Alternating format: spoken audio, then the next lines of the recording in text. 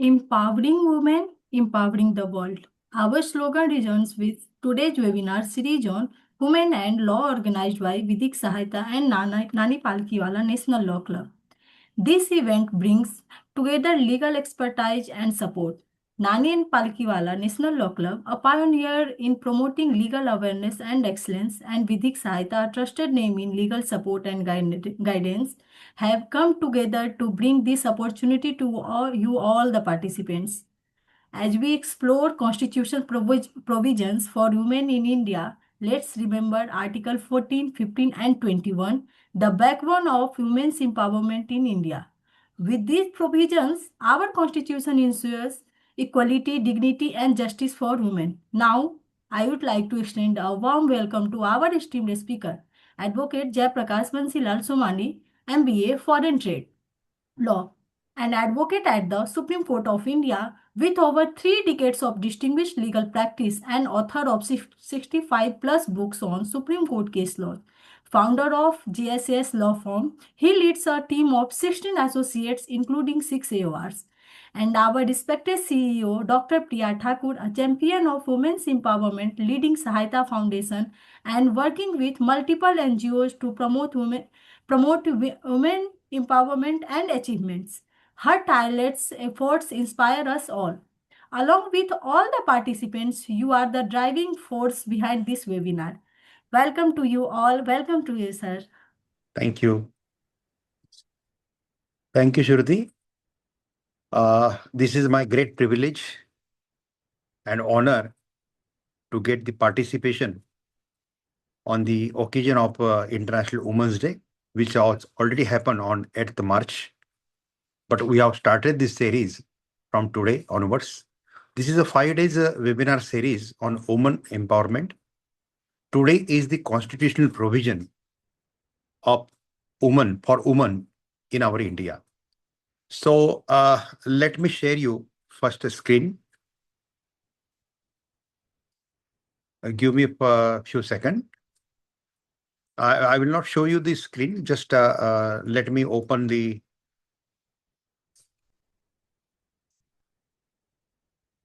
folder so that I can elaborate point to point wise. Okay.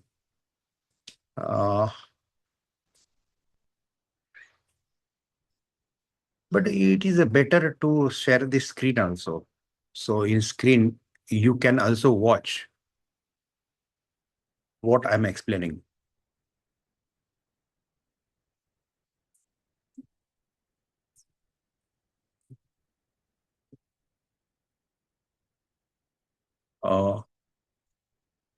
NPNLC, then Vidhik Sahayata, JSS. This is 5 days webinar. This is our first day. Okay. Constitutional provisions for women in India.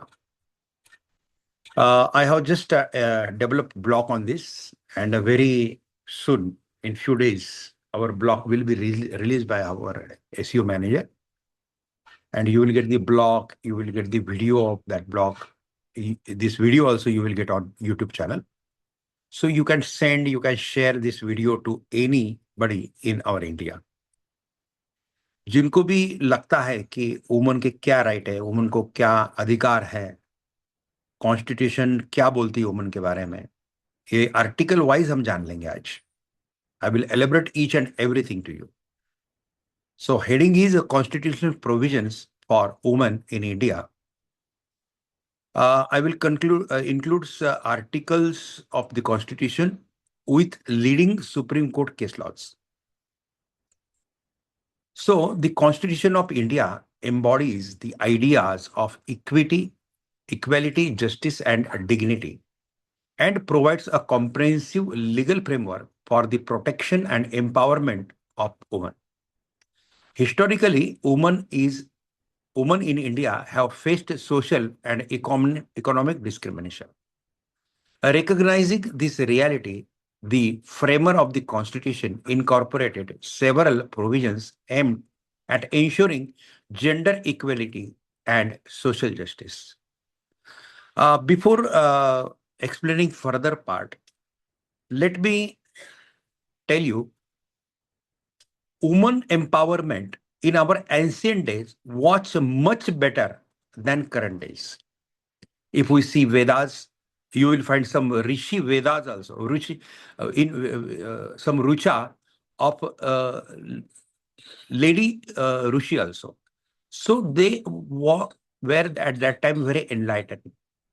If you see the academic or intellectual quality of Sita, how she debated with Ravan while she was in Lanka. So that debating, that part is called the woman empowerment. But during the period, that golden days was vanished after 2000, after 1200, after 1200. Because after that time, after that, some Mughals, foreign invaders, okay, accomplish India, try to own India. They establish their power. Before that, if you see the detailed literature of uh, in the era of Acharya Chanakya, my guru, one I will recommend to one granth of Acharya Chanakya, that is Kautilya Arthashastra. In Kautilya Arthashastra, there is a clear-cut provision of marriage of man and woman, age. So age given there is 18 years for male and 16 years for female. But after that time, when Mughals come in our country, that reduces age, child marriage was happen, woman get suppressed, woman's power gets suppressed, and women have lost her dignity in that era. But when Savitri Bai Phule comes into force in the era of our independence, then Savitri Bai Phule, in the name of Pune University, is now in the name of the Savitri Bai Phule Pune University. She started the women's education movement, and now gradually within this span of near about 100 years, we develop the woman dignity. But even though in some part of of our country, specifically some part of Bihar, some part of Uttar Pradesh, some part of specifically in rural areas, there is still suppression of women happens in all religions and all communities. But when women take education, good education, when she stood on her feet, itself, that will be a very great thing. हम बोलते हैं ना, जिस घर में स्त्री का सम्मान होता है, जिस घर में स्त्री का मान रखा जाता है, in that house, Lakshmi and Saraswati will come together and that home will get flourished. So this is the scenario of our woman empowerment. Earlier, our women were empowered. Nowadays, empowerment process is now in speedy progressing. Some reservations are there, other things are there, fundamental rights are there, constitutional rights are there, POSH Act is there. So there are so many things which can protect now women for women. So these things will go ahead, and we have to support this movement, because women have, scientifically it is proved, women have 60% more capability, talent than male itself. So we should utilize that for the development of our nation, for the development of our economy.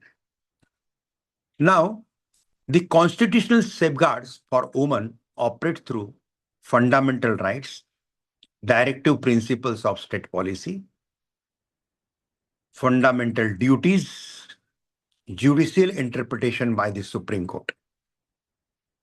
Together, the provisions create a strong constitutional foundation for women's rights in India. So, fundamental rights protecting women. So, first, Article 14, equality before law. Article 14 guarantees equality before the law and equal protection of the law within the territory of India. This provision ensured that women receive the same legal protection as a men and prohibits arbitrary discrimination by the state. I want to explore this with one leading case of Supreme Court, Air India versus Narges Mirza. Citation 1981 for SCC 335. In this landmark judgment, the Supreme Court struck down the discriminatory service conditions applicable to air hostess, including termination upon the pregnancy or marriage. The court held that such provisions were arbitrary and violative of Article 14. So this is very good and fantastic landmark case for the empowerment of women. Then second, Article 15, prohibition of discrimination. Article 15 prohibits a discrimination by the state on the ground of religion, race, caste, sex, or place of birth. Specifically, Article 15(3)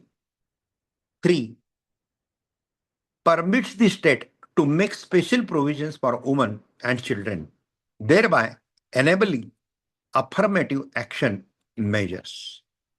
I want to elaborate this point with one leading case law, Yusuf Abdul Aziz versus State of Bombay. Citation AIR 1954 SC 321. The Supreme Court upheld the constitutional validity of Section 497 IPC, adultery law, as it then existed. Now it is abolished. Observing that Article 15(3) allows the state to make special provisions for women. So Article 15(3) allows the state to make special provisions for women. So state can add some facilities for women also. Article 16, equality of opportunity in public employment. Article 16 guarantees equal opportunity in public employment and prohibits discrimination on ground including sex. I want to elaborate this with one leading case law, CB Muthama versus Union of India. Citation 1979 for SCC 260. The Supreme Court struck down discriminatory service rules in the Indian Foreign Service, which required female officers to obtain government permission before marriage. In that, before this case law, there was one system in IFS, Indian Foreign Services. If a woman want to marry, she have to take the permission from the government. But Supreme Court has struck down this provision, discriminatory provision. So the court emphasized that such rule violates Article 14 and 16. So we are telling the Supreme Court is the custodian of fundamental right. Article 19, fundamental freedoms. Article 19 guarantees essential freedom, including freedom of speech and expression, freedom of movement, freedom of practice any profession. These freedoms ensure that women can participate fully in social, economic, and political life. Now, I am coming towards Article 21 of the Constitution of India, right to life and personal liberty. Our Supreme Court has elaborated in last 20 years, very elaborative, they elaborated the vast vision of Article 21. So Article 21 guarantees that no person shall be deprived of a life or personal liberty except according to the procedure established by law. The Supreme Court has interpreted Article 21 broadly to include right to dignity, right to privacy, productive rights, protection against sexual harassment. Let me explain with one case law.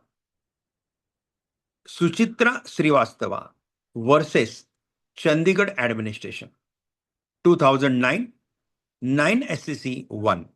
The Supreme Court recognized autonomy, productive autonomy as an important component of personal liberty under Article 21 and affirmed that a woman's right to make productive choice is a part of her constitutional right. Now, I am catching your attention towards the directive principle of state policy of the Constitution. The directive principle, though not enforceable by court, provides guidance to the state in framing laws and policies for social welfare and gender justice. Article 39, equal livelihood and equal pay. Now, this comes into law also. Now, recently, our labor law now just enacted 2-3 years before, but now it is notified labor law. So in that labor law, and earlier version of some labor laws also, equal pay, equal work is already implemented. And that implementation, that motivation to implement that is come through this Article 39. So Article 39 directs the state to ensure equal right to livelihood for men and women, equal pay for equal work, protection of workers' health. So case laws related to this is Ranveer Singh versus Union of India, 1982, 1 SCC 618. The Supreme Court recognized equal pay for equal work as a constitutional goal disable from Article 14 and 39D. So nowadays also, if you go to rural areas and if you see the male laborer and female laborer, so nowadays also male laborer is getting higher wages than female laborer. So it should not happen. This law should be strictly implemented. Government employment, government Manrega or Mahatma Gandhi Rozgar scheme, in all this scheme, equal pay, equal work is there. But at private level, in any farm, if you see, today as also, woman is facing this issue. So we have to come forward on this day of Women's International Women's Day. We come to forward and we should give equal payment to women as compared to men also. So now Article 42, maternity benefit. Article 42 directs the state to provide just and human conditions of work and maternity relief. Now in new law, maternity relief is very fantastically they have given, and it is applicable to casual and daily wage female workers also. Casual and daily wage female workers also it is applicable. It is not applicable only to permanent employees. It is applicable to casual or daily wage female workers also, maternity benefit. So Article 42 directs the state to provide just and human condition of work and maternity relief. Leading case law related to this, Municipal Corporation of Delhi versus female workers muster roll. Citation 2003 SCC 224. The Supreme Court held that maternity benefits must be extended even to casual or daily wage female workers, recognizing maternity protection as a fundamental human right. And maternity benefit is given to male also, even though they are adopting child, some there is some benefit in latest new laws. You can watch that series. I have just completed that Mahotsav corporate law Mahotsav. In corporate law Mahotsav, I think that was 7 days Mahotsav, and you will find fantastic videos on corporate law Mahotsav on my YouTube channel. Jaiprakash Somani is name of YouTube channel, and you will find the courses related to that, related to any legal, specifically Supreme Court's practice related courses and export-import courses on my app, Jaiprakash Somani Supreme Court is app. If you want to link related to that app, all these things, you can contact to Shruti. Shruti is my one of the associate, and she is taking care of all these courses, all these app courses, all this presentation, putting these videos on YouTube. She is taking care. And if you want to discuss any Supreme Court related query, Supreme Court related matter, if you are facing some, if you or your friend or your relatives facing some issues related to Supreme Court matter, they want advice, you can contact to Shruti. Shruti will get my time, and she can connect anybody to me for getting this guidance also. She is arranging in regular frequency. She's arranging a free legal guidance camp also. She's also arranging. Advocate Manoj Kumar Chaudhary is also arranging.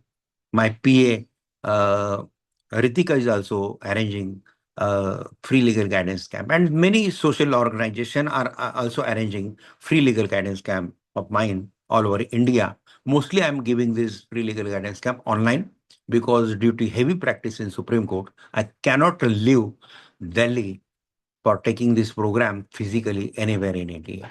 Okay. Now I am moving towards Article 44, Uniform Civil Code. Article 44 encourages the state to implement the Uniform Civil Code for all citizens.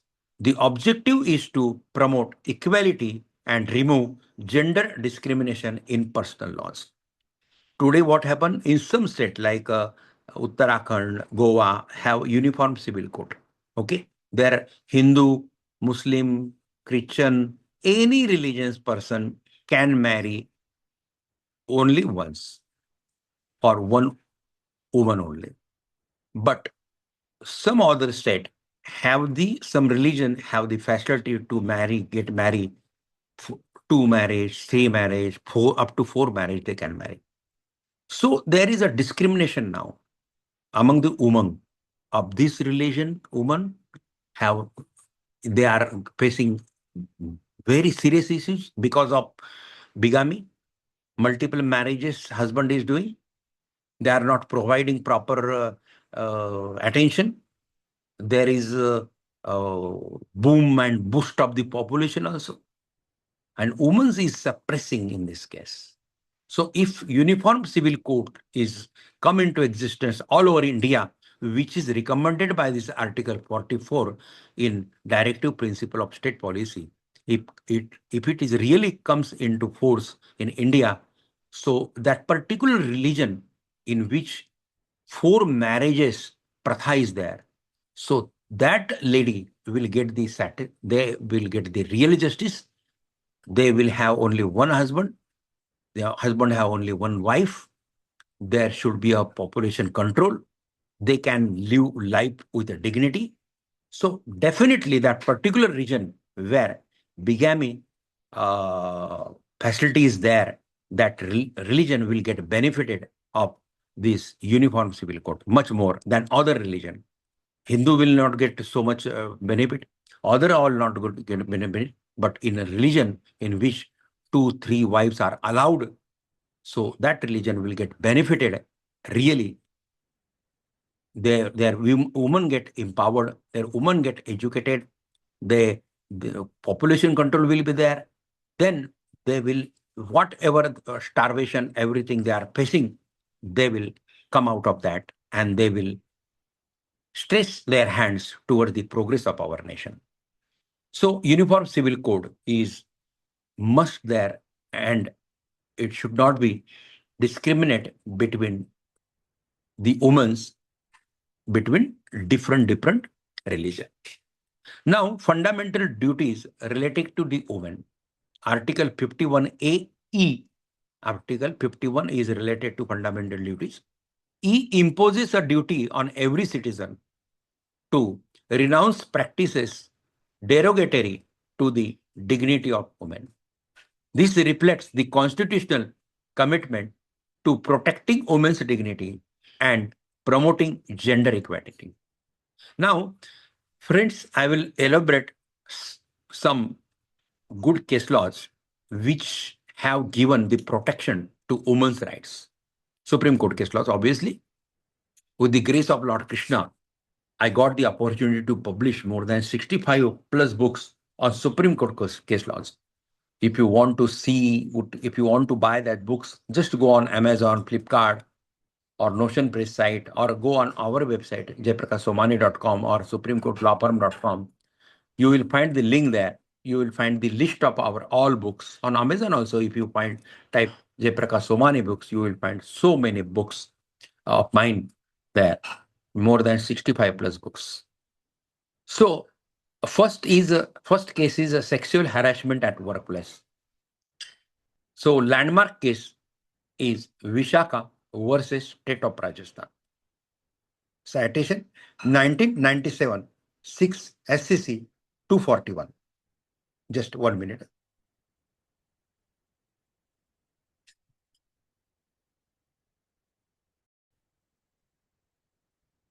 Yes. So this is a very landmark case. In this case, the Supreme Court laid down. Let me read the citation also. Vishaka versus State of Rajasthan, citation 1997, 6 SCC 241. This is the leading case for AOR examination also. There are my 3 books on AOR examination, 3 to 4 books for AOR examination also in this 65 plus books. The Supreme Court laid down the Vishaka guidelines to prevent sexual harassment at workplace, recognizing such harassment as a violation of Article 14, 15, 19, and 21. These guidelines later form the basis of Sexual Harassment of Women at Workplace Act 2013. We will take separate session on this POSH Act. Okay, so POSH Act should be implemented very seriously. In corporates, some corporates are implementing, but some corporates are not implementing. So in one Shruti, let me remind after some time, we will take separate session, a 2-3 hour session on this POSH Act. So that will be a detailed training program for corporates also, and that will be a detailed training program for non-corporate who have more than 10 workers in their firm. So it is a compulsory for all, for corporate, for non-corporate who have more than 10 workers in their enterprise. So this gives a very now protection, very much protection for sexual harassment of women. And in this act, they have given the definition of sexual harassment. What is a sexual harassment? So everything is elaborated properly. Then gender equality in armed forces. One landmark case of Supreme Court, the Secretary Ministry of Defense versus Babita Punia, 2027 SCC 469. The Supreme Court held that women officers in the Indian Army are entitled to permanent commission, emphasizing gender equity under Article 14 and 16. Then discrimination of adultery. One landmark case, Joseph Shine versus Union of India, 2019, 3 SCC 39. The Supreme Court struck down Section 497 IPC adultery as unconstitutional, holding that it violates Article 14, 15, and 21 by treating women as a property of their husbands. Then, political representation of women. The Constitution also provides provisions to increase women's participation in government. So Article 243D and 243T. These provisions mandate reservation for not less than one-third seats for women in panchayat and municipalities. This constitutional reform has significantly increased women's representation in local governance across India. Now, I want to give my concluding remark on this today's occasion, today's this subject. The Constitution of India provides a comprehensive legal framework for protecting and empowering women throughout its fundamental right, directive principles, and judicial interpretations by Supreme Court. The Supreme Court has played a crucial role in expanding these protections and ensuring that constitutional guarantees translate into its rights for women.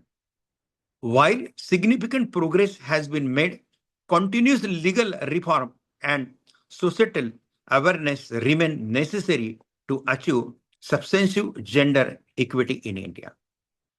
So, this is the end of this webinar, not webinar, but this is the end of my presentation. Now, we have 15 different type of groups of Nani Palkiwala. One is related to women's protection also. Shruti is leading that group. So I want to give assurance to each and every woman in India. भाई आपका बड़ा भाई या चाचा कुछ भी बोलो आप सुप्रीम कोर्ट में बैठा है आपके प्रोटेक्शन के लिए आपको कुछ भी प्रॉब्लम होता है कुछ भी if you are facing and if you are not getting proper justice you can approach to us. We will find some solutions for you. We will give protection to you.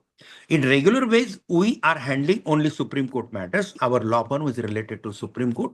We are handling only Supreme Court matters. After High Court matter are coming to us, okay. Some transfer matters we are handling.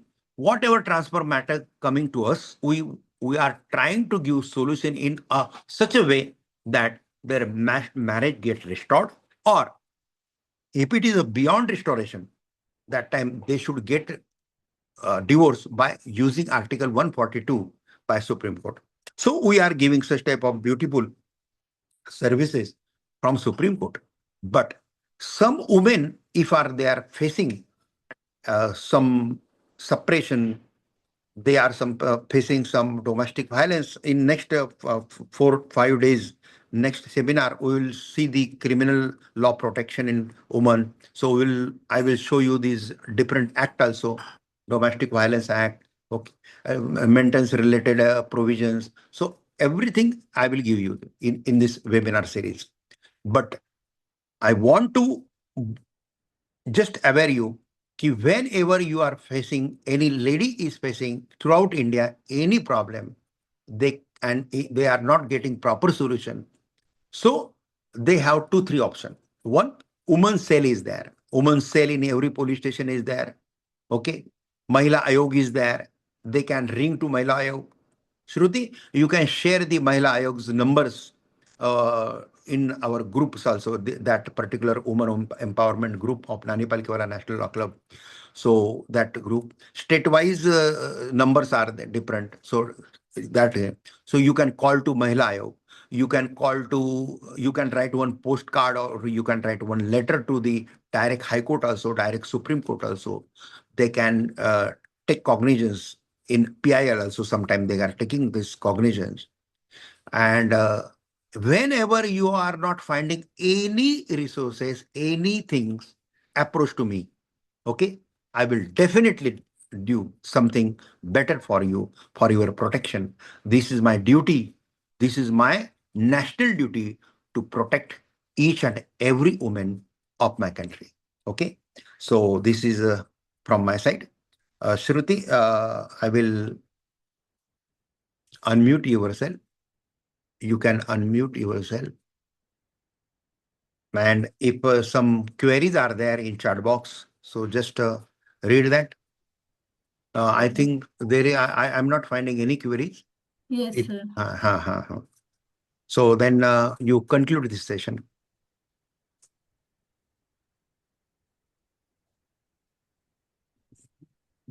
Heartful thank you to Advocate Jayaprakash Vansilal Somani sir.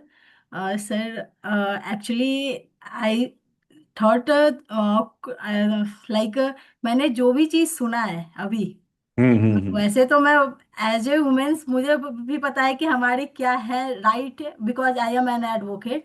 But बहुत से लोग हैं जिन्हें पता नहीं है कि ये क्या होता है, हमारे राइट कहाँ कहाँ है, नहीं है। जिस वे में आपने समझाया है वो बहुत ही अच्छा वे में था। और इसे जितने लोगों को हो सके, जो भी हमारे ग्रुप में अभी पार्टिसिपेंट्स हैं, वो शेयर करते हैं जिन्हें भी जरूरत है, तो ये हमारे इस वेबिनार को और भी सक्सेसफुल बनाएगा इस चीज को। सो इसके साथ मैं कंक्लूड करती हूँ। So heartful thank you to advocate Jayaprakash Somani sir for sharing his expertise, and to doctor Priya Thakur for her unwavering support, gratitude to Nani Palkhivala national law club and Vidhik Sahayata for organizing impactful webinar. In Sanskrit, we saw kartum karomi karomi dharma. I act, I perform, I fulfill my duties. Like as we conclude, let's strive to act with purpose and fulfill our duties towards women's empowerment. Thank you so much for today's session, and it is really a great session for today's. Thank you, sir. Thank you. Thank you. Thank you all.